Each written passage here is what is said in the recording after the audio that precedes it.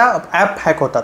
Phone hack होणं एक वेगळा पार्ट झाला आणि परत अजून पुढे जाऊन की ऍप्स पर्टिक्युलरली हॅक होत आहेत. म्हणजे माझं फेसबुक व्हॉट्सअप माझ्याकडे चालतंय, पण मला असाही डाऊट येतो की हे बॅकएंडला पण कुठे कोणाकडे तरी चालू आहे. तर ते काय असतं, म्हणजे ते कसं कळतं किंवा त्या गोष्टी कशा होतात? आता याच्यामध्ये दोन गोष्टी आहेत. एक तरी आहे की माझं इंस्टाग्राम माझ्या मोबाईलमध्ये आहे आणि अजून एका डिव्हाइसमध्ये इंस्टाग्राम माझं लॉग इन झालेलं आहे. तो आपण म्हणू शकतो इथे क्लिअरली तुमचं इंस्टाग्राम कॉम्प्रोमाइज झालेलं आहे. त्यासोबत असंही असतं की ज्याच्यामध्ये दुसरा एक पार्ट आहे सेशन हायजॅकिंग.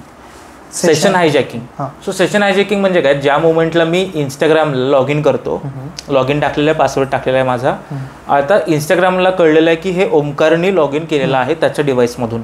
ज्या मोमेंटला तू इंस्टाग्रामच्या सर्व्हरला कनेक्ट होतोयस, आता तू एकदा लॉग इन वगैरे टाकून एकदा झालं की त्यानंतर तू 2-3 लोकांना मेसेजेस वगैरे केले, 2-3 लोकांना फॉलो केलं, इंस्टाग्राम तुला परत पासवर्ड नाही विचारणार आहे. करेक्ट, बरोबर, ठीक आहे. सो तुझं सेशन स्टार्ट झालेलं आहे. आपण याला समजून घेताना असं म्हणू शकतो की ज्या पॉईंटला तू इंस्टाग्रामशी कनेक्टेड आहे तिथे एक सेशन आयडी तयार होतो.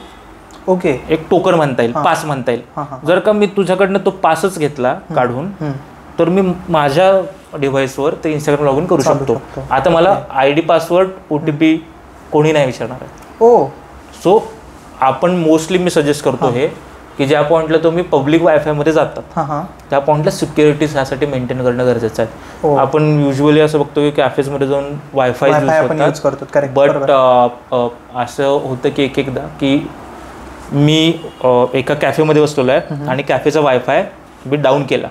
कॉज असं होतं की दादा पासवर्ड जर का आपल्याला आपल्या इंस्टाग्रामच्या वगैरे चेक करायचं असेल किंवा कोणीतरी हॅक करण्याचा प्रयत्न केला तर काहीच ऑप्शन्स असतात, तुम्हाला त्यानंतर अकाउंट ते ब्लॉक होण्याचे चान्सेस असतात. बट वायफायला हॅक करण्यासाठी तुम्हाला लिमिटेशन्स नाही आहेत. वायफाय कोणी हॅक करू शकतो. वायफाय हॅक होऊ शकतं इझिली. म्हणजे अगदी मी आता सेशन्स घेतो कॉलेजेसमध्ये जाऊन किंवा शाळेमध्ये जाऊन, तर शाळेमध्ये जरी गेल्यानंतर मी पहिला प्रश्न विचारतो इथे कोणी काय हॅक केलंय का. 50 मुलांच्या बॅचमधले 2-3 जण हात वर करून सांगतात की वायफाय हॅक केलेला आहे. सो ती एवढी इझिली वायफाय हॅक होऊ शकतं.